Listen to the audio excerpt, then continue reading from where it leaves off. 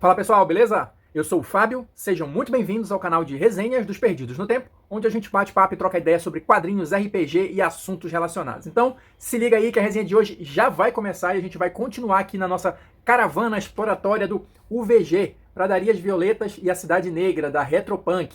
Quem tá ligado no movimento, que já tá inscrito aqui no canal, já entrou na nossa caravana. Esse é o nosso quarto vídeo sobre o jogo. A gente vai explorar aqui, né, pensar as regras mais importantes, o cenário, a lore, para vocês terem uma ideia geral de como é que funciona esse RPG, que tem uma proposta bem diferente, viu? A gente vai percebendo isso ao longo da leitura, ao longo dos vídeos.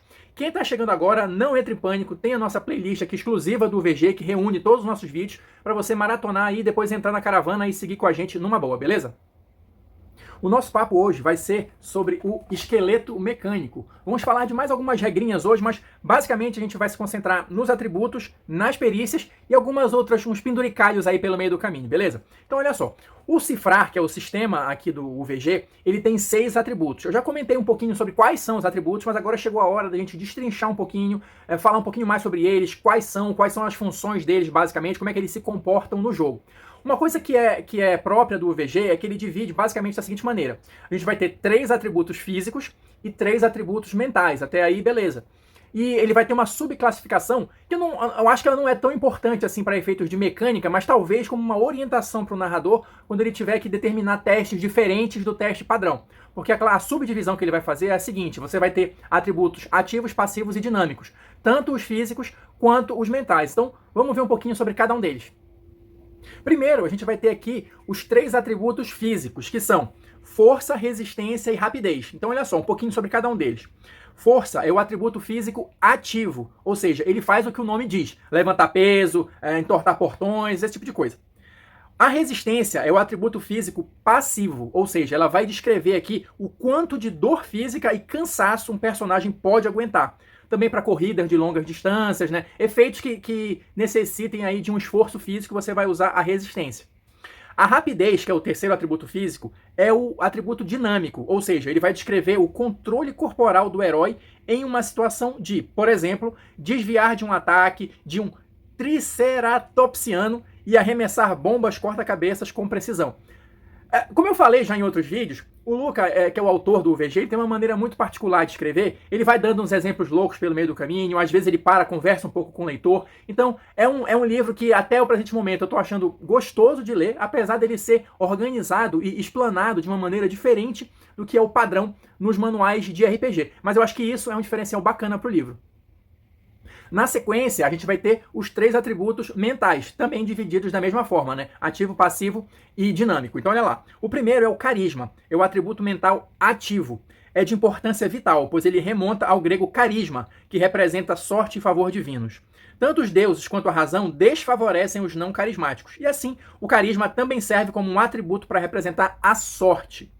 Quando um herói tenta minar a resistência com seus argumentos, por meio da força da personalidade, é do carisma que se lança a mão.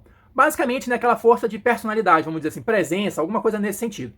Na sequência, ele vai ter aqui a aura, que é o atributo mental passivo. Representa quanta punição a alma, espírito ou psique do herói consegue aguentar quando precisa lidar com o horror e o estresse. A aura está diretamente relacionada ao atributo resistência. Aqui ele faz um parêntese para diferenciar a aura de sabedoria, tá? Porque algumas pessoas podem estar correlacionando os atributos do UVG com os atributos do D&D, ou do sistema D20. Então ele faz uma apanhada aqui que eu acho interessante, olha lá. Que fique claro, aura não equivale a sabedoria. Não se trata de demonstrar boa capacidade de julgamento ou uma compreensão perspicaz. Essas características são traços que o jogador escolhe para o seu herói, assim como se escolhe a cor dos cabelos ou dos sapatos. Não há relação com a mecânica de jogo, ou seja, ele tirou aqui, né, a sabedoria enquanto atributo do seu personagem já ter essa habilidade específica de graça, vamos dizer assim. Jogou, na minha interpretação, para o lado exatamente do roleplay, da interpretação, de como você conduz o personagem, o que eu particularmente acho mais interessante, né? E para a gente fechar aqui os atributos físicos, os mentais, melhor dizendo, a gente vai ter aqui a inteligência, que é o atributo mental dinâmico. Representa a velocidade em que o herói processa e manipula informações. Ou seja, é tipo a rapidez no raciocínio, né? Que também pode ser interessante na hora de você pensar em como substituir ou como criar testes para situações bem particulares no seu jogo. Avançando aqui, a gente vai chegar no tópico de como gerar atributos.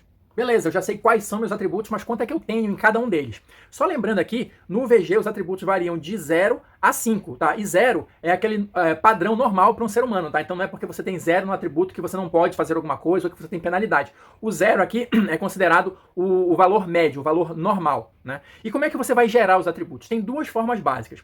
Uma, eu até comentei rapidinho num vídeo anterior, que é justamente você comprar pontos. Você vai ter aí 7 pontos para distribuir entre os 6 atributos, sendo que no máximo, nesse início de jogo, você pode ter 3 em um atributo. Você não pode ter nenhum atributo 4. E claro, para você ter um atributo 3, você vai ter que ter outros atributos 0, né? Mas como eu falei, o 0 aqui faz parte, o 0 conta, né? Mas se você não curte muito essa questão do distribuir, você quer fazer um personagem aleatório ou ver o que os dados lhe reservam, que eu acho que até é uma proposta interessante em se tratando do VG, que muita coisa é decidida aleatoriamente, pelo que eu estou percebendo até aqui, existe uma maneira de você jogar. Então a gente vai ter aqui, olha, uma tabelinha que você vai jogar aqui, sortear os seus atributos, melhor dizendo, né? E você vai ter ali, vai jogar um D20 e dependendo do resultado, você tem ali a sua classificação. Então, por exemplo, se você tira de 1 a 10, o seu valor no atributo é 0. Se você tira de 15 a 17, é 2. E se você tira 20/20, que é aquele resultado raro que a gente comentou num vídeo anterior, né? Você joga o D20, tira um 20 natural, joga de novo, tira outro 20, só aí você tem a possibilidade de começar já o jogo com um atributo nível 5. E uma coisa que é interessante, que tem aqui no livro também, é o seguinte: você pode utilizar nessas jogadas para gerar atributo a regra da vantagem ou desvantagem. Ou seja, se você quiser, eu quero que esse atributo meu seja muito bom, então eu vou jogar com vantagem aqui, vou jogar 2d20 e vou ficar com o melhor resultado. Você pode fazer isso? Pode, tranquilo. Qual é a contrapartida? Para cada atributo que você jogar com vantagem, você precisa jogar outro com desvantagem, né? Isso aí é o balanceamento, é o equilíbrio do jogo. Na sequência, ainda falando sobre os atributos, ele coloca aqui, olha, a possibilidade do dano de atributo. O que é isso? A gente comentou também rapidinho, mas completando aqui as informações. Existem algumas possibilidades de você sofrer dano no seu atributo. Pode ser por fome, né? A gente vai ter aqui essa condição no jogo, né? Fome, sede, alguma coisa assim, doença. Pode ser o efeito de alguma magia, pode ser o efeito do ataque de algum monstro. Ou seja, o importante para você gravar nesse momento é que você pode levar dano no atributo. Mas esse dano no atributo, ele é um dano temporário, ou seja, com descanso, com algum cuidado especial, você vai recuperar esses pontos de atributo, igual mais ou menos, né, como se fosse pontos de vida. Você leva o dano, mas depois você descansa, se cura e recupera. O funcionamento é mais ou menos o mesmo. O único detalhe é o seguinte: se você levar dano no atributo, e um atributo que já está no nível 0, por exemplo, você vai sofrer um dano maior, que é o dano que ele chama de fadiga. A gente comentou também um pouquinho no vídeo anterior, salvo engano, sobre fadiga. E aí você vai tendo penalidades ao longo do jogo, né? Ou seja, quanto mais fadiga você tem, você começa a ter desvantagem nas jogadas, você se move mais lentamente, você não consegue recuperar toda a sua vida. Ou seja, pra gente começar a entender os conceitos, é mais ou menos isso. Se você leva muito dano no atributo, muito embora você consiga recuperar, você vai ter essa consequência, que são os pontos de fadiga, que a gente vai explorar com certeza mais na frente em outros vídeos. Um outro ponto interessante que o livro tem aqui a respeito de atributos é esse aqui, olha só. A questão do sacrifício. Como é que funciona isso? Vou ler um trechinho aqui para vocês.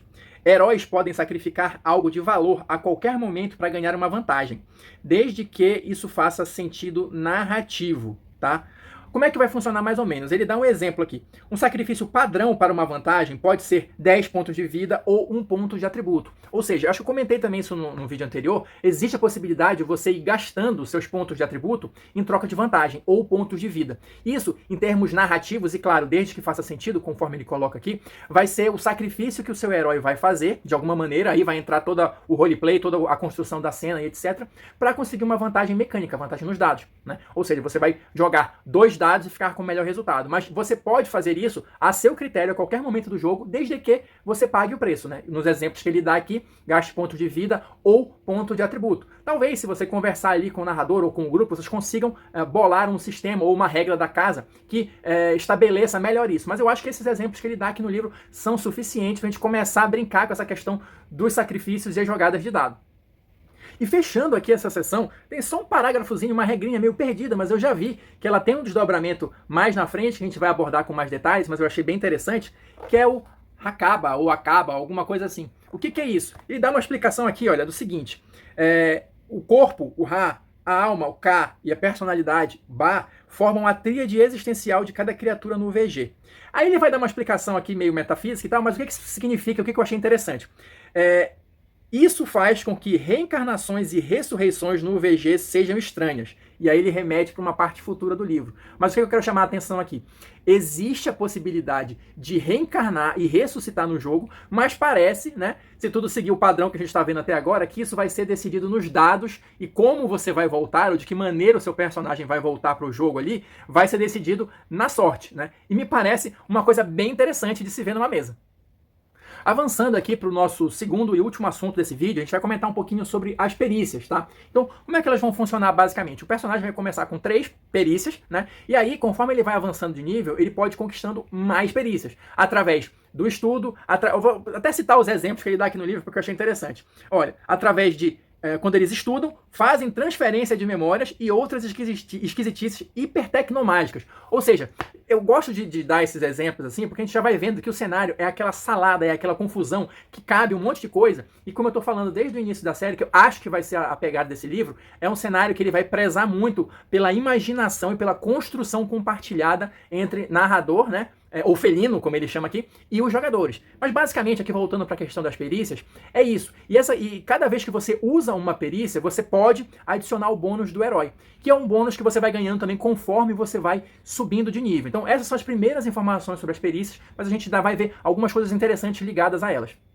Olha só, para a gente começar a entender qual é a proposta do jogo. Ele vai ter aqui uma tabela de possíveis perícias, tá? Possíveis perícias. Depois eu vou pegar alguns exemplos aqui pra gente ver. Mas ele começa dizendo que as perícias podem ser absolutamente qualquer coisa. E ele dá uns exemplos aqui muito loucos.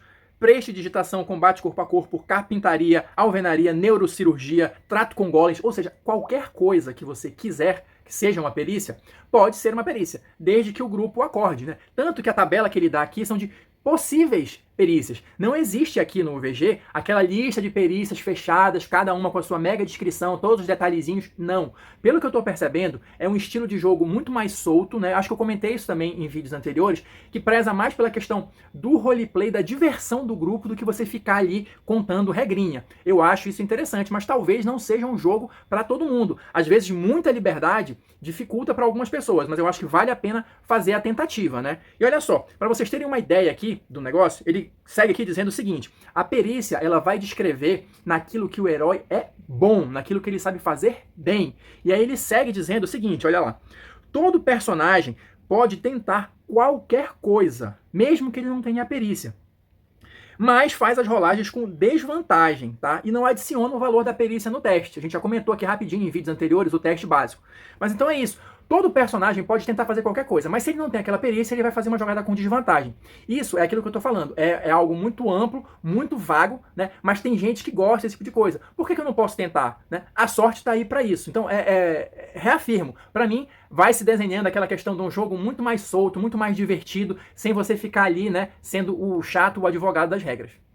E aí o capítulo segue dando mais alguns penduricalhos, mais algumas informações assim gerais sobre a questão das perícias, né? Uma delas é a especialização. Como é que vai funcionar aqui? Eu até mencionei quando eu estava lendo um pedacinho, né, no início aqui dessa sessão. A especialização é o seguinte: se você, ao passar de nível, pegar a mesma perícia de novo, você especializa. E como é que isso vai funcionar? O bônus que ela daria vai ser dobrado. Ou seja, se você não quiser pegar uma perícia nova, quiser repetir uma perícia que você já tem, você vai de fato ficando cada vez melhor nela e vai aumentando o nível do seu bônus.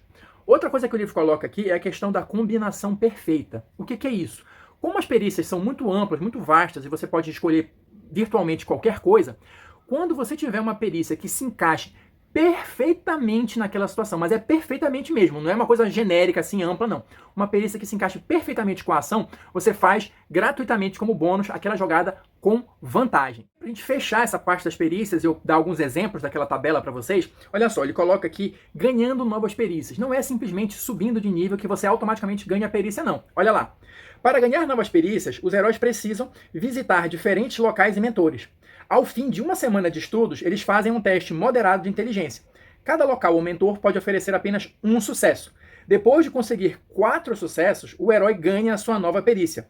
Existem perícias mais simples ou mais difíceis. Ou seja, na verdade, o próprio subir de nível e o próprio ir atrás de uma perícia nova já pode ser ali um spin-off, uma one-shot, um desdobramento da sua campanha. Na verdade, eu acho que aqui o lance todo, eu acho que eu falei isso no primeiro vídeo.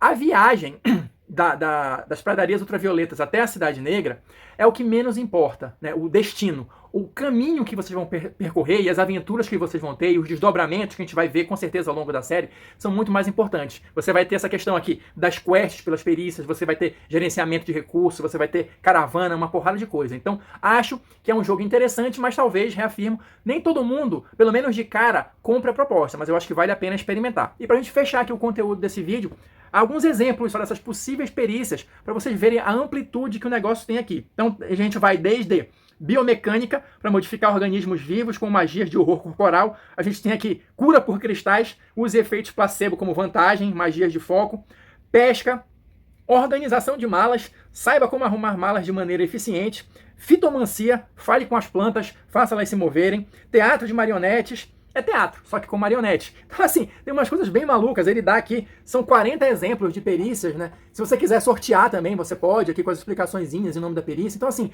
é um jogo bem viajante, bem solto, bem divertido, que eu realmente até agora estou curtindo muito explorar. Então é isso, pessoal. Vou ficando por aqui. Quem assistiu até agora, muito obrigado. Deixa aí seu like, seu dislike, seus comentários pra gente continuar trocando ideias sobre esse RPG diferentão aqui que é o UVG. Só lembrando, a gente tem parceria com a Retropunk, então se você curtiu o UVG ou qualquer outro jogo da editora, se liga aí que na descrição do vídeo tem dica pra você pegar livros com desconto, beleza? Então, por enquanto é isso e a gente se encontra na próxima resenha.